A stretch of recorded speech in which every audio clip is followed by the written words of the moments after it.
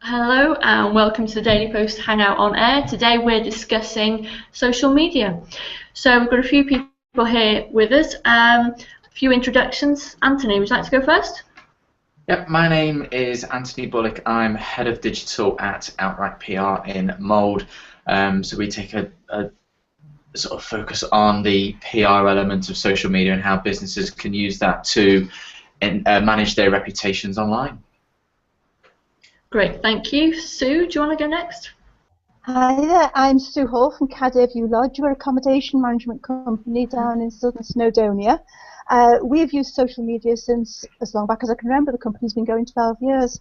And yeah, it revolutionised our business, and hopefully we'll discuss that later.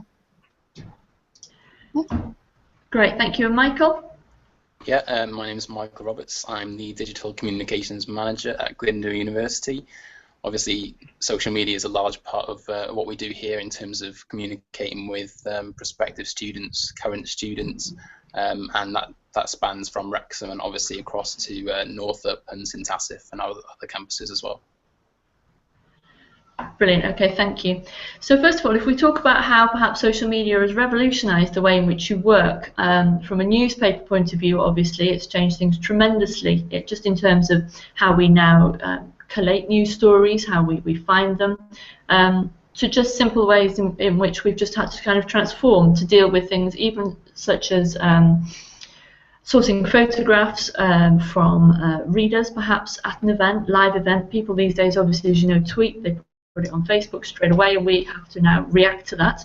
So I'd be very interested to find out how you have all sort of, you know, how it's revolutionised your business. Anthony, would you like to go first? Yeah, it's completely changed the way that we work. Traditionally, PR was about managing reputation, and the only way to deliver an organisation's key messages was mainly through the traditional media, so the newspapers and the magazines. What social media has now done is given organisations a direct voice to their customers and to their other stakeholders. So how we go about now managing the reputations for businesses in the regions has completely changed. It's no longer now about building relationships with the journalists on the newspapers and on the broadcast media. It's now all about having those owned media channels to manage the reputation there and build relationships, like I say, directly with the customers. So it's completely changed from that standpoint. Great, okay. Sue, would you like to go next? Yeah, sure. We use various social media platforms to communicate with our and attract our potential customers. Obviously, it's a major platform for us. We can tap into also to these search engine optimization on Google and attract people, look what people are searching for. Yeah, it means now that we don't have to pay for any advertising. We don't pay anyone to advertise the business or to market the business for us. We can do it all ourselves and attract people into our website. Okay, thank you. Michael? Yeah, I think for us, it's been very much sort of an extension of our identity and the things that we do. Certainly from a engagement point of view, I think that's where it's really kind of revolutionized things in terms of being able to communicate, you know, being asked quick questions and give quick responses and not have people sort of have to fish around for information. So I think, you know, having that voice and having that interaction has really sort of helped us an awful lot and been something that social media can provide on such a wide scale. Fantastic, thank you. And what about any problems that you've encountered with social media? I mean, I suppose with social media, kind of like trolls come sort of hand in hand with it, so you've got the benefits, but there are some of the negatives. But in your sort of line of work, what have you encountered as being a problem? Should we go through again, Anthony? Yeah, one of the big problems for us is the fact that everyone is a publisher. So while the greatest benefit of social media is that it gives you a direct voice to the customers in it, and that allows organisations to deliver their messages without the need for a third party to say yes or no as to whether they're going to broadcast that.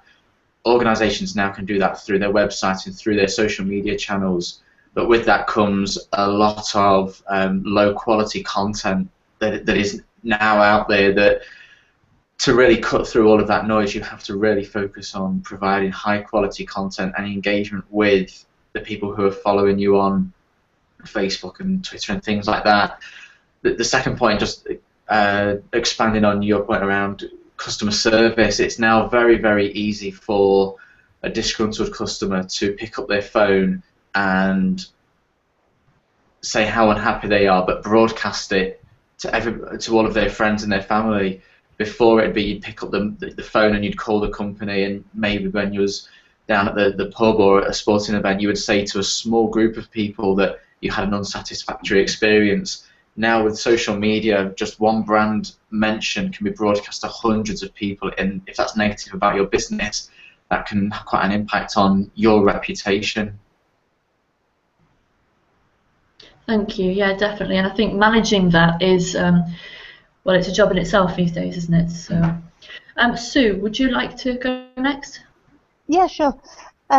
We've recently had experience of a troll and trying to damage our business, and that has caused us some problems, but I think you have to put into perspective to try and contain it and manage it.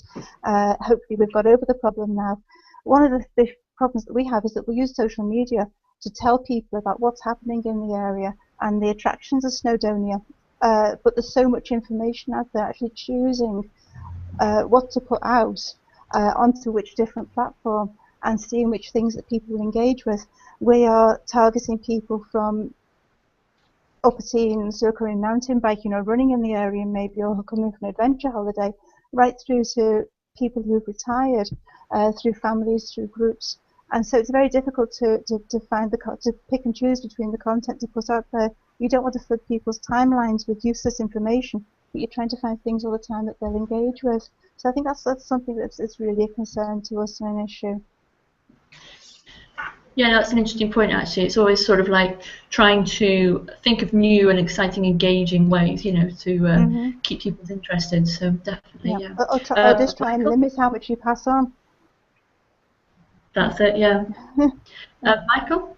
Yeah, I mentioned about this, the social media being an extension of our sort of identity. I think that's sort of an advantage, but it's also brings with it some challenges and issues in that we have a lot of sort of different departments and spin-off accounts and things like that. So trying to kind of centralize or have some element of consistency across the board to present that sort of clear image or extension or representation of the university can sometimes be challenging in terms of, you know, content control and what to put out there, and really boiling back to what is useful for people out there to digest and look at and click on and link through to and that sort of thing. So that tends to be one of the main challenges that I certainly come across on a day-to-day basis.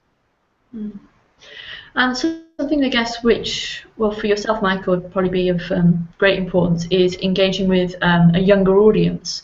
Yep. I know that here, well, you often hear about how younger people are sort of coming away from Facebook and trying to use other platforms because they're perhaps going off Facebook because their parents are on it and they want to sort of get away from that. I know we're starting to experiment with Snapchat. Lots of other organisations have done that.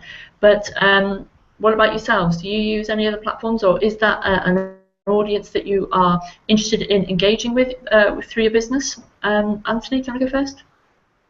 Yeah, no, with our customer base, they tend not to be targeting the younger audience, but you know, it is an issue for brands in trying to have that direct conversation with, you know, the younger generation. If the perception is that they're all leaving Facebook because their mums and dads are on it, well, where are they going, and how can you break into that conversation with them? So I know you've mentioned Snapchat. I've seen quite a lot of media companies doing, you know, a lot of things with Snapchat where they're teasing, you know, news stories that are on the website and they only appear for 3 seconds, so all you see is a headline and a picture, and to find out more you've got to go onto the website. So it'll be interesting to see how, you know, the results from that and how that's working to help drive traffic to the website. But also something like WhatsApp is being used more and more by brands, so the user has to opt in to receive those updates. So they'll send a message saying, you know, join to a certain number with, someone like Topman or Topshop or whatever type of brand it is, and they'll receive periodic updates from what the brand feels is relevant to that person. But again, you've got to be really careful not to bombard them, because with a tweet or a Facebook post, you have to log into your profile to see that update. Whereas with WhatsApp, if your phone is constantly going off, then that could put some users off. So it's going to be really interesting over the next couple of years just to see how the sort of private messaging social media accounts like WhatsApp and Snapchat, really help how the brands engage with the younger audience there. Brilliant. Yeah, thank you. Sue? Yeah, we do get some younger people coming in and engaging with us. Obviously, with the launch of things like Bounce Below and Zip World, and obviously the Surf company that's coming on soon, younger people are looking to visit the area, and obviously pass the powers to get their parents to come and bring them, which is great. But yes, it's Snapchat and WhatsApp, things like that. There's more and more social media platforms coming online, and as a small company, it's very difficult to keep up with it all. We're already on Facebook with a number of accounts targeting in different sectors. We're on Twitter, we are on Instagram, we are on Pinterest. I can't think what else, but yes, it takes more and more time out of your day. Trying to keep up with the main ones, the mainstream ones, the ones that are working for us, is most important to us. Yeah, talking about mountain biking, talking about the activities in the area, that engages with younger people. But again, we're looking really to target the over 18s because they're the ones with the spending power and who actually can come and book and stay with us. Brilliant, thank you. And Michael? Yeah, I think there's a big difference between sort of selecting and dabbling, and I think we're certainly more on the side of selecting, which platforms to use. And I think sort of once we decide to do something to really put a decent amount of energy into it, and we weigh it up as a sort of a cost and benefit thing. I think a lot of the platforms out there are sort of going more sort of niche in terms of demographic or otherwise, and that's something we're definitely aware of. For us, certainly Instagram is one where I think more of this visual content is becoming more and more sort of prevalent and more interesting to young people. So that's something that we're certainly going to pursue in the future. In terms of connecting with the younger audience, we actually find that online forums for students or would-be students tend to be extremely active. So there's an awful lot to go on with that in itself. So you're kind of just trying to complement with the social media platforms that you've got sort of sitting around that, really. Fantastic, great. And in terms of the future, are there any sort of platforms that you think we should be concentrating on? I mean, Anthony, you mentioned there WhatsApp. Are there any you think that we will turn our attentions to over the coming year, or would you perhaps like to just champion your favourite platform? My favourite platform is the one where my audience is going to be listening at the other end. As we've mentioned, there are so many social media accounts out there. It'd be very easy for you to set up an account on every single one, but as an organisation, you should really carry out research at the beginning to understand where your audience is, so that you're not wasting time on, for example, Instagram, if that's not where your audience, is. So therefore they're not listening to your messages. So my favourite is whichever one's going to deliver the message to my target audiences. As for what to look out for the future, I think it's over the next sort of 12 to 24 months. I still think you're going to see the big players of Twitter, Facebook, LinkedIn. They will still be there, and it will still be beneficial to have a presence on those, as long as, like I said, your audience is at the other end. But it's going to be really interesting to see how the likes of Snapchat and WhatsApp, where you're going to have to get the users buy-in to send them direct messages to their phone and to be very personal with them, and how that plays out for brands. But for the majority of businesses, it's probably going to be the three main ones. I imagine it's going to be the bigger brands, like the Coca-Cola or Amazon, the international players that will be carry on playing around with WhatsApp and things like that. But certainly businesses and organisations in this region, I imagine it's going to be focusing on LinkedIn, Twitter, Facebook, and maybe if you are very visual, something like Pinterest or Instagram will prove very, very relevant for you as well. Brilliant. Okay, thank you. Sue? We're discovering now that the Facebook isn't working for us anymore. Obviously, the issues with Facebook for Business, and they're not delivering messages to our followers. We have to be there, we have to have a presence on there, but it's very difficult and time-consuming very often to try and get engagement back.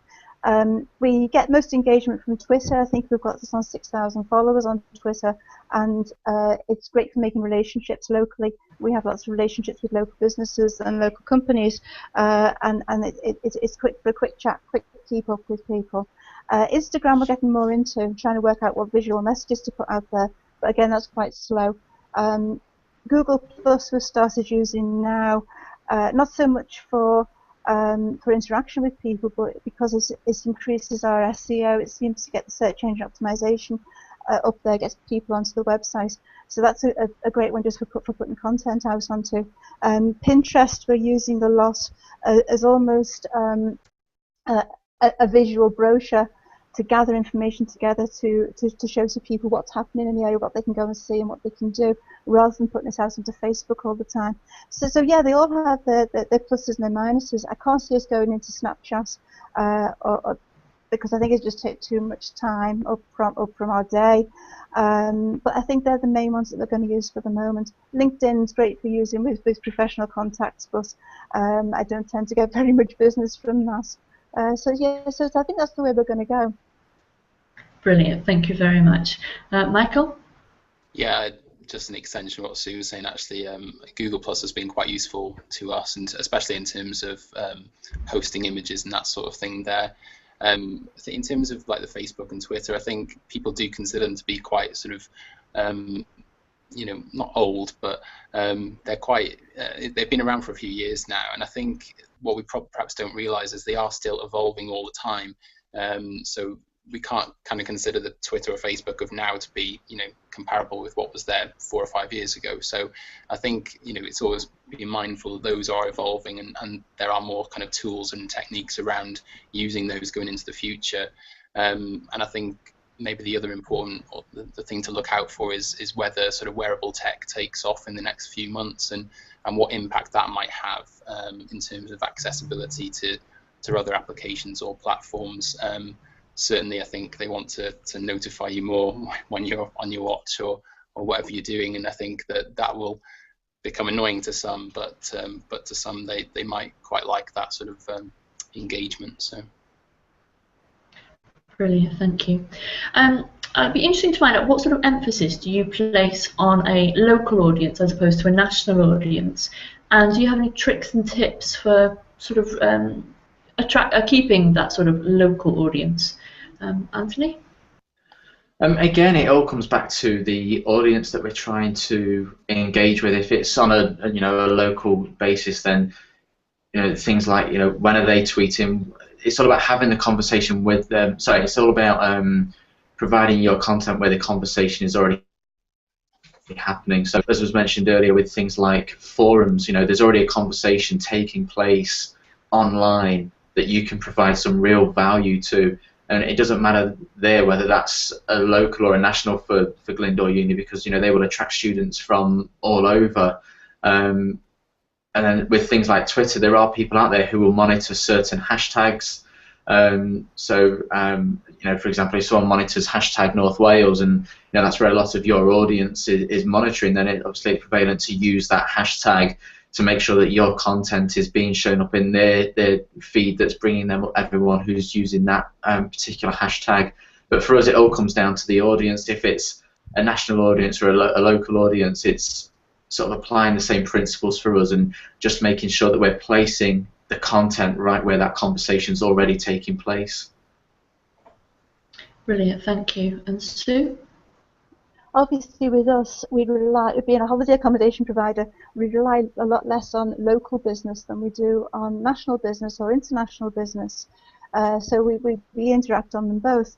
On the local level, we use these Paperly gathering tools, which puts out a daily summary of tweets that you pull together. We use that a lot to emphasise what's going on locally and also to promote local businesses. We have a What's Going On Today in North Wales version of this, which keeps us into contact with lots of our local suppliers, local attractions, places that our guests would like to go, and shows that we're watching what they're doing. But really, whether it's local business or national business, it doesn't really matter to us. We have people come and stay with us who live in Bangor or in Anglesey, or from a lot further away. I'm just working on a bit of a new venture at the moment. We're helping other accommodation providers with social media, and as part of that, we're showcasing Cake on Anglesey, the Great Anglesey Cake Trail, which is on Facebook. And that has totally taken off with local people who want to know where to go and eat cake locally, and who's producing the greatest cake, which is totally ridiculous, but it's good fun. And obviously that's because I'm based on Anglesey. That's a very, very local market that we're dealing with. That's fantastic. Thank you, Michael. Yeah, it's an interesting one for us because I think we do have an awful lot of students who are local to the area. And obviously a lot coming from further afield as well. And in terms of the social media content, we want to try and attract people from wherever they are, and just sort of suit what they're looking for, and accessing forums and stuff to see what their sort of motivations are for wanting to study in North Wales. But obviously Glyndŵr is kind of front and centre in terms of in the community in Wrexham with the racecourse stadium, that sort of thing.